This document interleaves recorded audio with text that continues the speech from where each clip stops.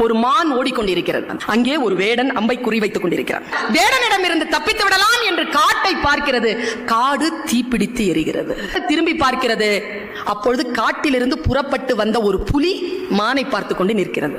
இந்த பக்கம் போகலாம் என்று இடது பக்கம் திரும்பினால வானத்தில் இருந்து பேர் இடி கேட்கிறது. காலெல்லாம் நடுங்க யோசிக்கிறது. அதனால் அடுத்த அடி எடுத்து வைக்க முடியவில்லை. காரணம், அது பிரசவ வலியில் இருக்கிறது. குட்டியை ஈனுவதில் தன்னுடைய கவனத்தை செலுத்துகிறது. அந்த சூழலை வேடன் பார்க்கிறார். அங்கே ஒரு புலி நிற்கிறது. இந்த பிரசவ வாடைக்கு புலி வந்துவிடக் கூடாதே என்று மனம் ஏதோ ஒன்று செய்ய தன் அம்பை சரியாக புலியிடத்தில் திருப்புகிறான் வேடன்.